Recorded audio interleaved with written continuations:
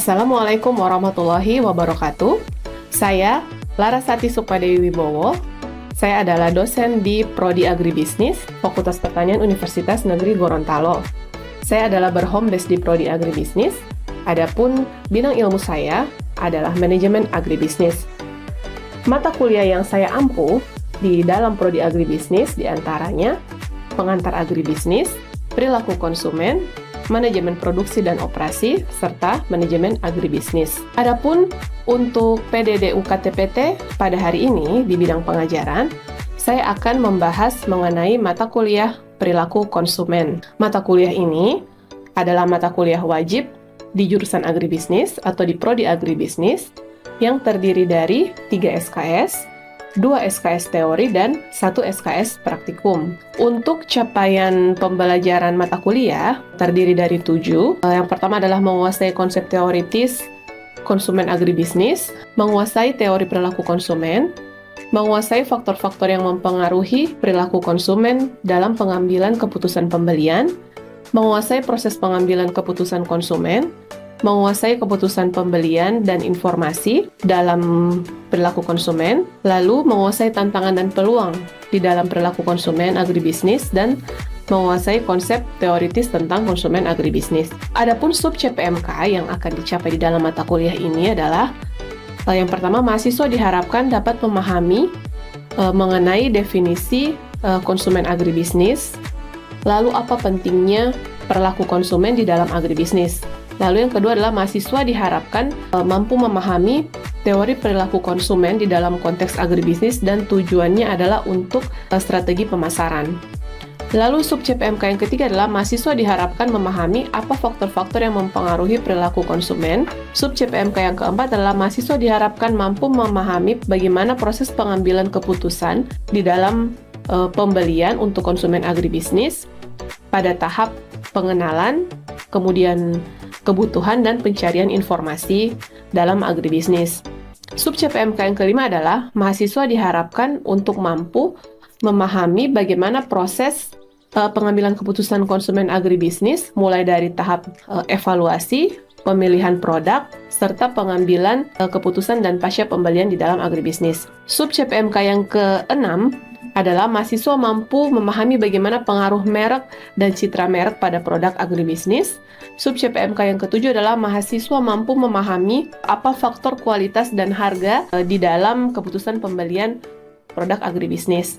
Sub CPMK ke-8 adalah mahasiswa diharapkan untuk mampu memahami bagaimana tantangan serta peluang perilaku konsumen di dalam era digitalisasi terhadap peluang-peluang pemasaran baru di bidang agribisnis. Adapun metode pembelajaran yang saya tampilkan di dalam kelas diantaranya adalah direct method, yang kedua adalah diskusi kelompok, yang ketiga adalah pemaparan dari presentasi, yang keempat adalah project based method. Untuk direct method itu adalah pemaparan atau tatap muka di kelas bersama dosen, dilanjutkan dengan diskusi kelompok, lalu yang ketiga adalah presentasi kelompok, yang terakhir adalah project based method. Ini adalah metode pembelajaran berbasis case method. Jadi ada mahasiswa diberikan satu kasus, lalu mahasiswa akan turun lapang, melakukan suatu riset atau mini riset. Mereka akan mengambil data, setelah itu data tersebut diolah dan dianalisis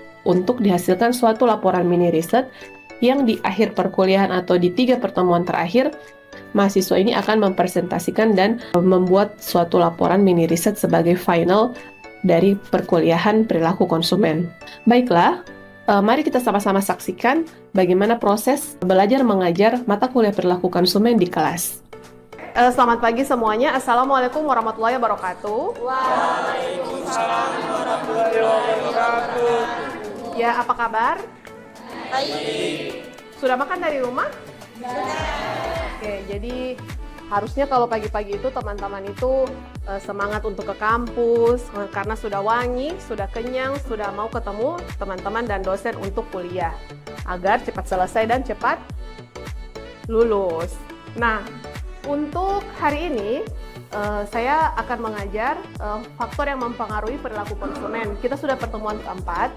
Namun sebelum kita mulai, saya ingin mau flashback dulu. Jadi teori perilaku konsumen. Oke, sebelum kita masuk ke pertemuan keempat, saya ingin. Nah, minggu lalu tuh kita membahas ini ya. Jadi ada sedikit video. Silakan nonton video dulu.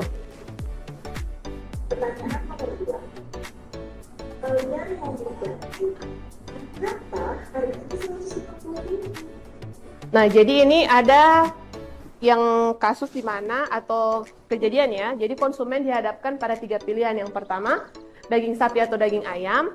Yang kedua, harga baju naik, apakah jadi beli. Terus yang ketiga, makanan kesukaan kalian misalnya naik. Kemudian yang nomor 2, siapa yang bisa berpendapat dari video ini? Ya, berdiri dan sebutkan. Kenapa cuma saya menjadi bahwa kalau saya berpendapat tentang harga baju yang lebih mahal, saya tidak jadi membeli atau mencari baju di toko-toko lain. Oke, terima kasih. Satu kasus lagi, siapa yang bisa menjelaskan yang nomor 3? Oke, silakan. Perkenalkan, nama saya Tiasmi Sano. Dan menurut saya, jika ART naik, saya tidak akan menjadi itu. Karena lain belum tentu rasanya sama. Oke, terima kasih atas jawab.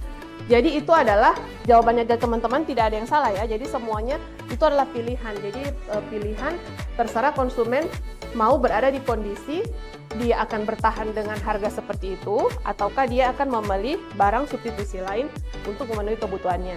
Baik, dari sini bisa disimpulkan materi minggu lalu masih ingat tidak? Kira-kira apa definisi perilaku konsumen? Ada? Ya, silakan. Perkenalkan, nama saya Ferdian Kersani. Perilaku konsumen itu Ibu adalah ilmu yang mempelajari tentang bagaimana individu memilih, membeli, menggunakan barang dan jasa untuk memuaskan keinginannya sendiri. Begitu. Makasih. Oke ya, betul sekali jawabannya. Jadi perilaku konsumen adalah persepsi ya, atau di dalam diri seseorang konsumen bagaimana dia memilih atau menentukan barang atau produk yang ingin dibeli. Itu dia. Terima kasih teman-teman, menurut saya sudah menguasai ya materi minggu lalu. Selanjutnya untuk pertemuan keempat kali ini saya ingin mengabsen dulu ya. Sebelum mulai pertemuan keempat saya ingin absen untuk kehadirannya. Absensi yang pertama Saudara Fareza Putra. Kemudian yang terakhir adalah Fadila Lasim. Oke. Terima kasih. Baiklah teman-teman, saya akan kasih pretest ya. Jadi sebelum saya ingin teman-teman itu pemanasan supaya, jadi saya ingin harapannya sebelum kesini itu teman-teman menghayal-hayal atau berandai ya. Hari ini mau ketemu dengan Bu Arsi, sebenarnya kita mau apa ya? Apakah kita akan ngobrol, apakah kita akan diskusi? Nah jadi hari ini materinya adalah faktor yang mempengaruhi. Namun saya ingin kasih sedikit pretest. Sediakan kertas dan alat tulis di meja. Nah, pretestnya adalah tulis namanya dulu ya, namanya. Sebutkan ada berapa faktor yang mempengaruhi perilaku konsumen. Dan jelaskan satu contoh dari masing-masing faktor. Silakan teman-teman kerjakan, waktunya 10 menit.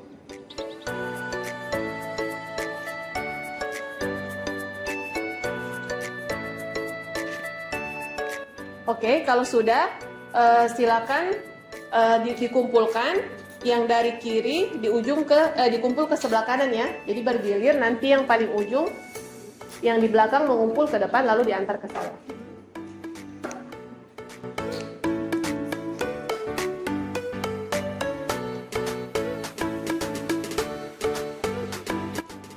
Ya, nanti ini akan saya periksa, lalu nanti di bagian akhir ada proses terakhir sekali ya. Nah, baiklah. Jadi kita akan masuk ke materi pertama, itu faktor yang mempengaruhi perilaku konsumen. Nah, sebelum kita masuk ini, ada sedikit itu ya, penyemangat bahwa menurut Imam Syafi'i ada quotes ya. Jadi, jika kamu tidak sanggup menahan lelahnya belajar, maka kamu harus sanggup menahan perihnya. Jadi jangan patah semangat ya untuk ke kampus, untuk belajar. Selesaikan insya Allah 4 tahun itu tidaklah lama. Pasti yang belajar itu walaupun bersusah payah, berdarah-darah, bekerja keras, bergadang dan lain-lain, insya Allah kalian akan mendapatkan hasilnya itu di bagian akhir, akan menjadi sarjana dan akan memperoleh pekerjaan untuk kehidupan lebih baik. Amin. Nah, untuk capaian pembelajaran hari ini, setelah kita belajar ya teori perilaku konsumen, hari ini kita akan melihat sebenarnya apa sih yang mempengaruhi seseorang pembeli itu membeli satu barang. Ibu, itu kan dari dalam diri kita, memang dari dalam diri, cuma kan itu ada teori dan ilmunya. Nah, tujuannya apa? Supaya ilmu ini bisa dipelajari, nantinya endingnya bisa bermanfaat bagi misalnya di bidang pemasaran maupun usaha. Jadi kenapa kita harus mensurvei konsumen, kita harus melihat konsumen itu suka apa berdasarkan faktor-faktor ini agar mungkin unit usaha atau bisnis, wirausaha, mereka bisa tahu produk apa yang akan ditingkatkan kualitasnya. Ini berkaitan dengan agribisnis. Nah, adapun materinya adalah faktor pribadi, psikologi, sosial, dan budaya. Ini 4 faktor ini yang akan kita pelajari pada hari ini. Oke, yang pertama adalah faktor pribadi. Faktor pribadi adalah kebiasaan seseorang yang dipengaruhi oleh lingkungan, atau lingkungan terdekat ya, dalam mengekspresikan tindakan. Karakteristik ini diantaranya terdiri dari siklus hidup, pekerjaan, ekonomi, gaya hidup. Jadi faktor dari dalam diri atau pribadi itu isinya itu ya pekerjaan kita. Jadi dari kita sendiri ya, pekerjaan kita, gaya hidup. Gaya hidup itu kan bagaimana kita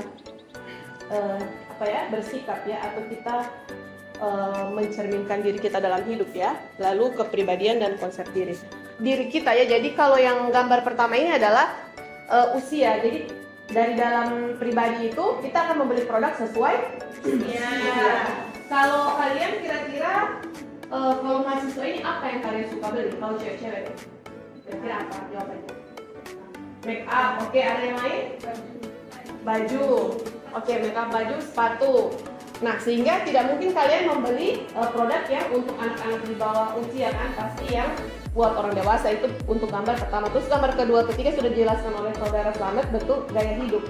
Jadi makin kesini kita itu mau ingin hidup bergaya, gaya-gayaan, atau ingin tampil baik di depan umum dengan membeli barang-barang mahal, tidak masalah sih, yang penting sesuai kantong ya dan ekonomi.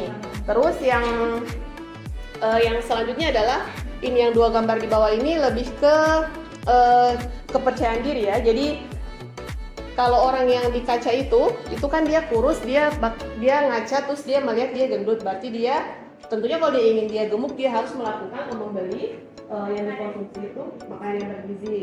Betul, dan sebelahnya juga sama ya, kalau ingin tampan ya harus beli perawatan skincare ya. Nah, sekarang faktor psikologis. Next ya. Setelah pribadi ada lagi yang lebih dalam ya. Di dalam diri kita lebih dalam, itu psikologis. Itu kan lebih ke sifat dan jiwa yang yaitu pada perilaku pembelian yang bersifat abstrak. Jadi kita tidak bisa menggambarkan psikologi seseorang, dia suka apa, kemudian dia secara psikis dia ini bagaimana, pemudah marah atau seperti apa. Nah, itu bisa hal itu tuh mempengaruhi kita untuk membeli sesuatu barang atau jasa. Nah, adapun faktor yang masuk dalam psikologis ini yaitu motivasi, persepsi, pembelajaran, keyakinan, dan sikap. Jadi seseorang tuh termotivasi untuk sehat, tentunya dia harus tidak mengkonsumsi junk food, harus beli sayur-sayur, salad, makanan organik. Lalu dia ikut misalnya mendaftar di member gym atau ikut freeletics misalnya, kalau lagi tren di Gorontalo ya, itu ada juga freeletics. Jadi harus jadi uangnya atau pendapatannya itu harus disparkan atau disimpan untuk dia di luar dari kebutuhan utama ya. Kebutuhan utama kan pakaian, makanan, dan tempat tinggal kan.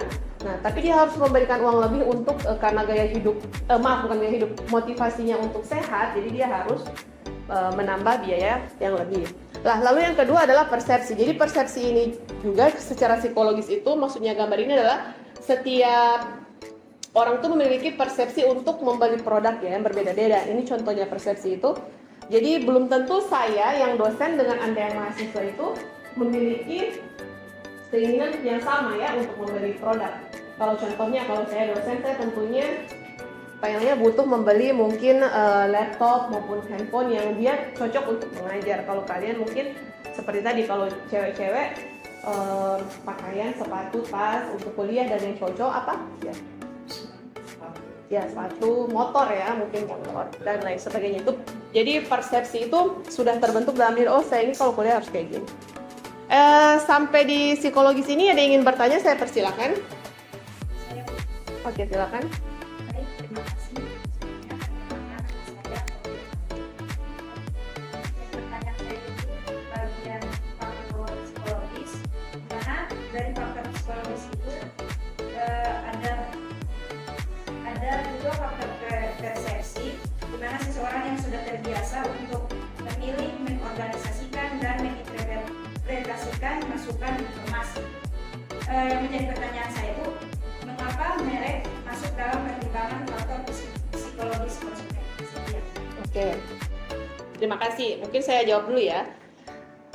Itu betul ya. Jadi pertanyaannya menarik. Jadi ketika kenapa merek itu masuk di dalam faktor psikologis ya? Kenapa? Nah, dikarenakan adalah merek itu kan merupakan sesuatu yang label. Jadi label ya. Jadi ketika Anda mau beli handphone, Anda beli antara merek Xiaomi dengan iPhone. Mana yang kelihatan merek lebih apa? iPhone tuh kelihatan apa?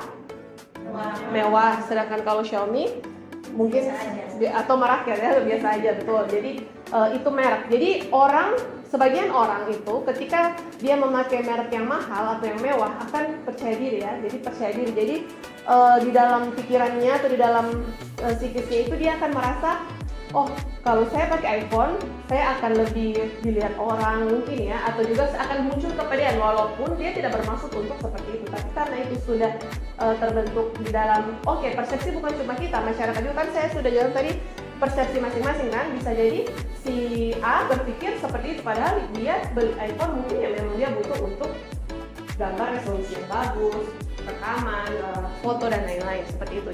Terima kasih pertanyaannya. Selanjutnya yang faktor sosial. Jadi untuk faktor sosial ini merupakan sekelompok orang yang sama-sama mempertimbangkan secara dekat. Jadi kalau sosial itu dia lebih ke lingkungan sekitar ya teman-teman. Yang apa sih yang berkaitan faktor ini, yaitu kelompok acuan, keluarga, dan peran juga status. Nah, misalkan, ada video ya sedikit.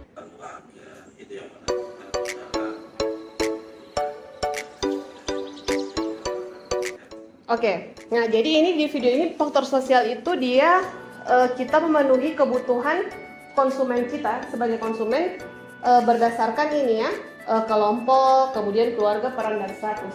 Dicontohkan di video ini adalah seorang ayah membelikan sepatu untuk anaknya. Ayahnya ini tidak butuh sepatu ukuran seperti itu, namun karena dia adalah seorang ayah, di dalam lingkungan sosialnya dia harus mengeluarkan uang untuk membeli untuk anak, juga memperhatikan keinginan istrinya juga. Sama dengan lah itu yang belum, teman-teman kan belum menikah. Nah misalnya dalam satu kelas ya, ini kelas A. Nah kelas A ini adalah kelas semester 4 kan teman-teman. Nah di kalian itu butuh di dalam kelas apa? Jadi kalian bersama-sama misalnya kalian harus iuran untuk sama-sama menyediakan kebutuhan kelas atau memberikan pulsa bagi ketua tingkat. Nah itu adalah kebutuhan yang perlu kalian penuhi di dalam status sosial di kelas, seperti itu ya contohnya.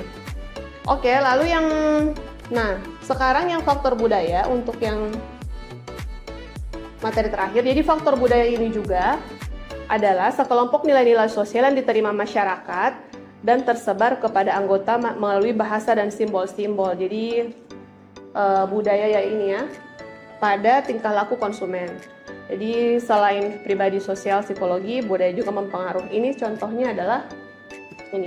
Ada yang bisa menjelaskan contoh ini tentang budaya? Silakan.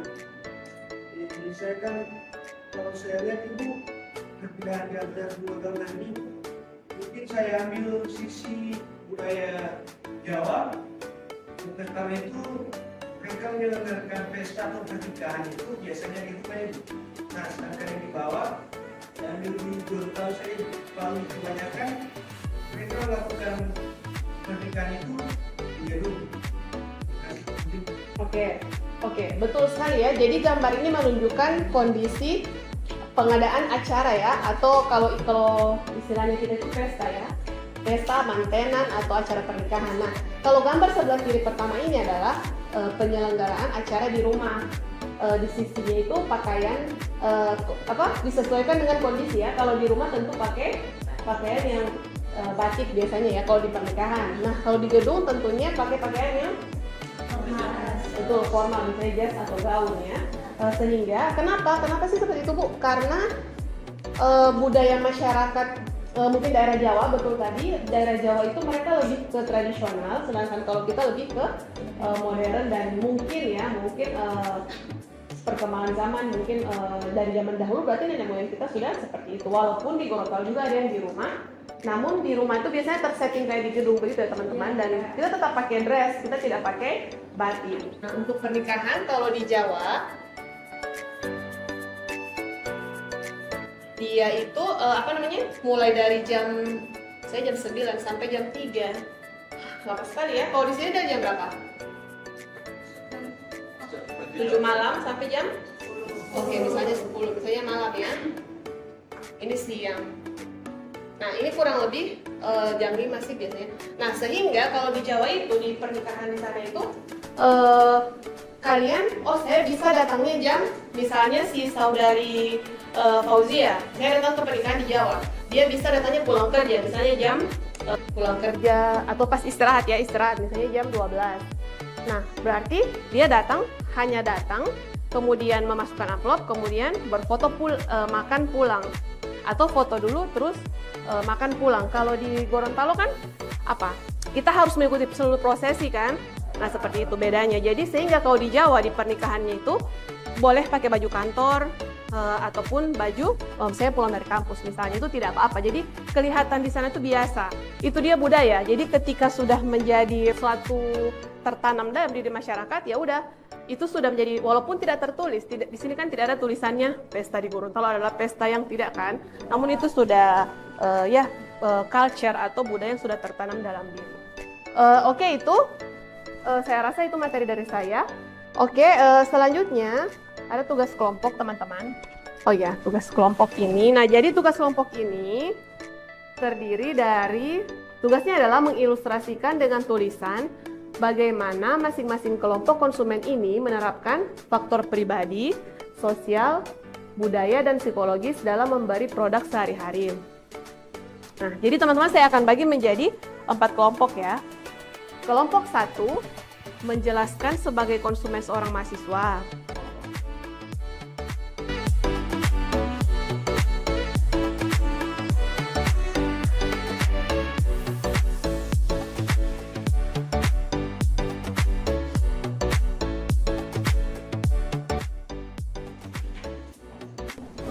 Oke, kira-kira sudah bisa ya?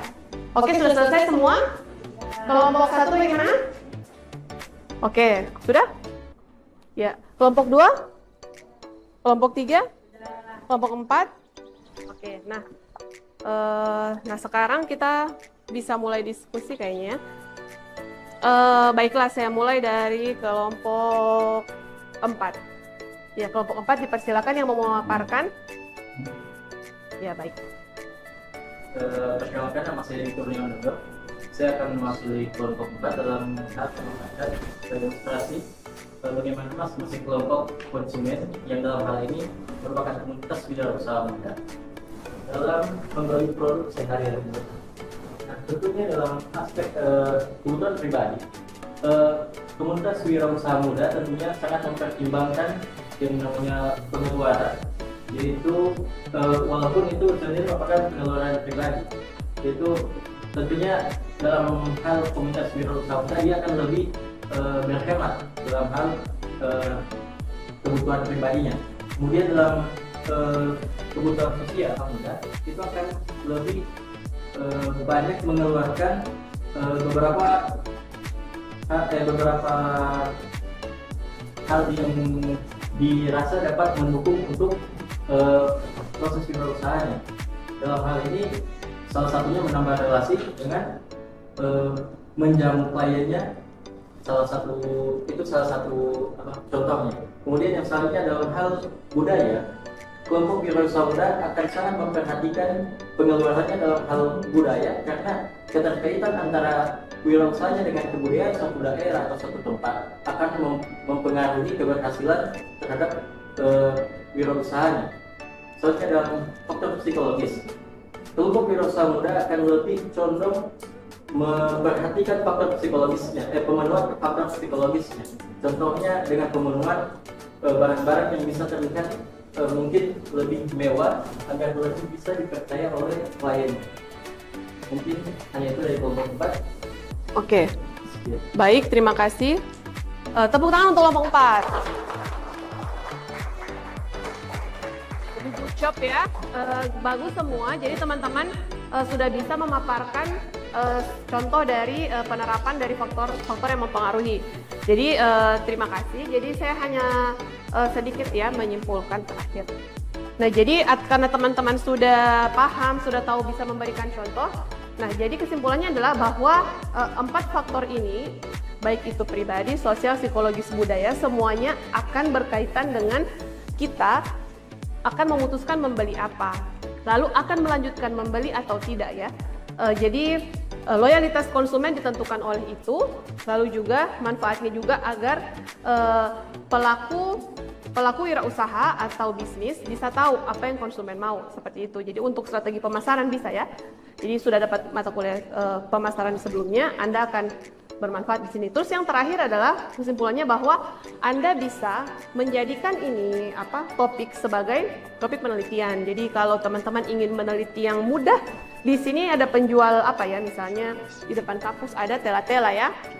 Tela-tela kan dari ubi jalar ya ubi jalar. Itu Anda bisa menganalisis faktor yang mempengaruhi perilaku konsumen tela-tela di kampus 4. Nah, bagaimana caranya Bu? Nanti itu akan saya ajarkan di pertemuan terakhir kita. Ada teman-teman akan mengerjakan project based research ya. Jadi kalian akan melakukan mini riset, Anda akan mengolah data dan menghasilkan satu riset penelitian. Baiklah, terima kasih. Mungkin bisa applause ya atas kerjasama ini. Terima kasih. Minggu depan kita lanjut dengan materi yang kelima. Namun the last terakhir. Jadi mungkin Anda bisa menata kembali kursinya di situ aja. Ada post test ya terakhir. Tadi kan pretest, sekarang post test. Nomor 1. Sebutkan 4 faktor yang mempengaruhi perilaku konsumen. Sebutkan 4 faktor yang mempengaruhi perilaku konsumen dan berikan 4 contoh masing-masing. Oke, waktunya 10 menit dari sekarang. Oke, sudah selesai. Terima kasih. Bisa dikumpulkan ke depan, lalu ke saya ya. Oke. Di roll.